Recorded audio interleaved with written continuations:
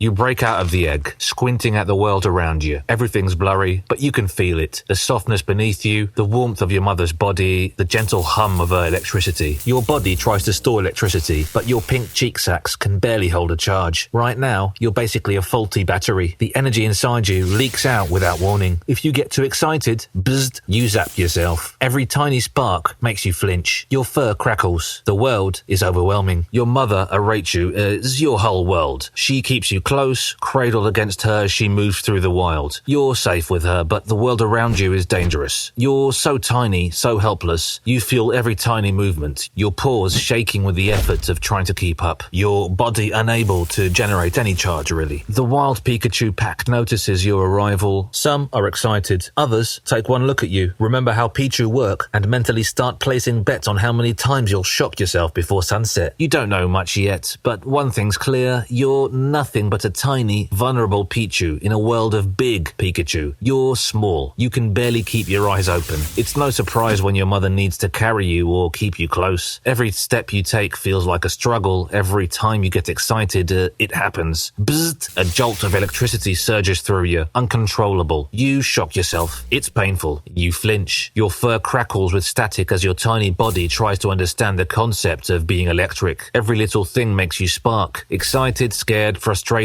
It's exhausting. But there's no time to dwell. You're here to grow. You're here to survive, even if it means taking things one tiny, shocking step at a time. However, you don't stay small forever. Days pass. You grow, slowly. Your paws get steadier. Your ears twitch at unfamiliar sounds, and your eyes adjust at the bright world outside the den. But your electricity? It's still an issue. Your sparks fire off at random, unpredictable and useless. One moment you're fine, the next you sneeze and send a jolt up your own spine. While the older Pikachu are used to it and barely flinch when you fizzle out next to them, the younger Pichus make fun of you. Mum keeps you close, but you're restless. The other Pichu get to explore, play, test their Thundershocks, and you want to be one of them. Then one morning, you get your chance. The pack is on the move. It's time to leave the safety of the den and follow them into the forest. Your first steps are clumsy because of the uneven ground, the air thick with new scents, fresh berries, damp bark, the faint crackle of electricity from the older Pikachu. The others move effortlessly, tails flicking as they leap onto the low-hanging branches, sniffing out food. You follow, but your legs are weaker, your paws unsteady. And then you trip. A root catches your foot, you tumble forward, landing face first in the dirt. Laughter. A Pichu smirks as they hop past. Another Pikachu glances your way, unimpressed. You push yourself up as your cheeks are burning with sparks, flickering in frustration. If they can do it, so can you. You spot a berry bush nearby, full of ripe fruit. The older Pikachu pick them easily, using quick thunder shocks to shake the branches. You try to do the same. You charge up, focus, fire. Bzzzt. You manage to produce a weak spark that can only be described as a disappointing static pop. The berry, being a berry, remains unimpressed. One of the Pikachu watches, then steps up beside you. With a single, controlled zap, a berry drops neatly into its paws. It doesn't even acknowledge you as it walks away. You grit your teeth. You're small, weak, unstable, but you will get better. So you don't stop trying. Every day you practice. Every day you charge up, focus and fail. But each time, failing a bit less.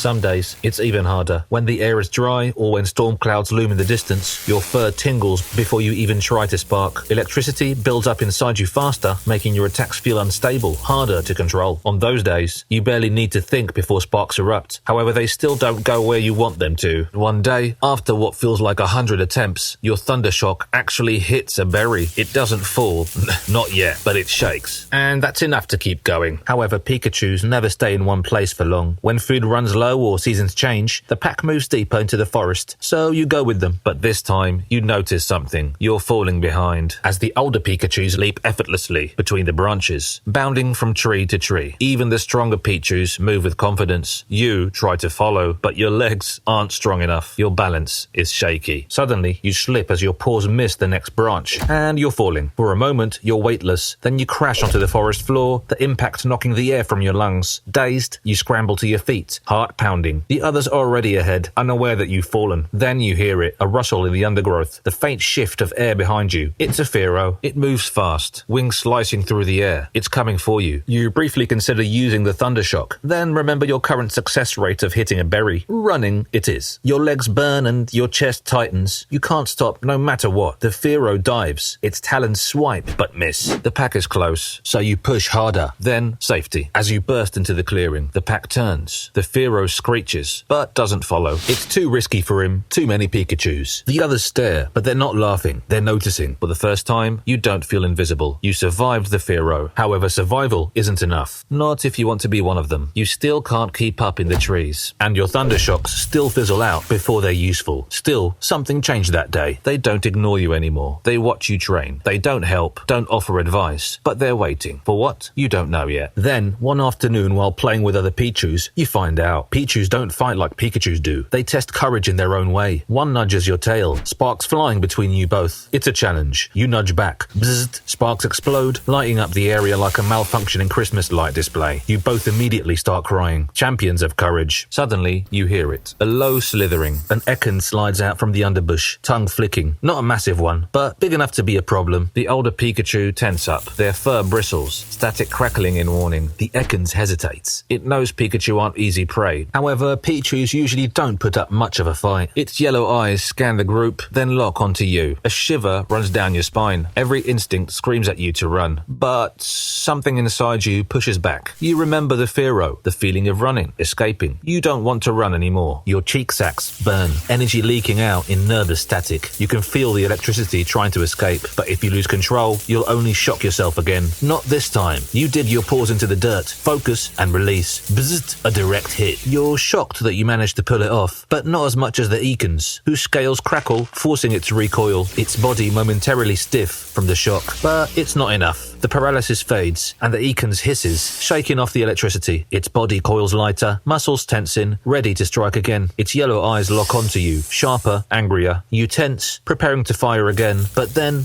boom. The Alpha Pikachu fires a final strike. The Ekans screeches and vanishes into the brush. The pack turns to you, acknowledging what you've just done. You feel different and understand it. The pack feels it too. The younger Pichus no longer see you as one of them. The Pikachus no longer dismiss you. Even the Alpha has taken notice. Your electricity no longer misfires unpredictably. Your paws no longer stumble when you run. Your thundershocks land when you want them to land. You're stronger, faster, more in control. And yet, something is still missing. It isn't power. It isn't battle. It's something deeper. Something you don't understand. Until one evening, you do. The pack is resting after a long day of training and foraging. The younger Pichu are curled up together, sparks flickering faintly in their sleep. A few Pikachu keep watch from the trees, their tails lighting up the darkness. You sit alone, watching them. You've worked hard to prove yourself, to be seen, and to be respected. But looking at them now, you realize something. You're not just part of the pack. You care about them. The older Pikachu who watched you train. The younger Pichu who once laughed at you, but now follow you around, mimicking your movements. The Alpha who has silently watched your growth from the very beginning. They're more than rivals and mentors. They're family. While you're watching them, you feel a soft nudge. It's the Alpha Pikachu. It watches you for a moment before pressing its forehead against yours. A spark flickers between you, not an attack, not a challenge, just connection. And suddenly, you understand. A warmth spreads through your body, not the sharp, crackling burn of electricity, but something softer, deeper, and familiar. Your fur tingles. The world blurs. Your paws feel weightless. Then a blinding light. It's golden and feels warm, but doesn't hurt. You feel like a battery that's finally charged up to 100%. Your paws are stronger. Your body is taller. Your electricity no longer wild and unstable, but steady, controlled. You look down. You're not a Pichu anymore. You are Pikachu. The pack gathers around you. The younger Pichu stare, wide-eyed, and the Pikachu nod in approval. The Alpha steps forward, eyes locking onto yours. Then, with the smallest, subtlest movement, it bows its head. Welcome. You've earned your place, not just through strength, but through trust. And as the night hums with the quiet crackle of electricity, you know this is just the beginning. The pack accepts you, no hesitation, no doubt. The younger Pichus watch you like you once watched the Pikachus, wide-eyed, waiting for their turn. Because this isn't the end. One day, another Pichu will hatch, small, helpless, and unstable. Just like you were. They'll struggle, they'll fall, and fail. And you'll watch, wait, and when the time comes, you'll show them the way. The cycle continues.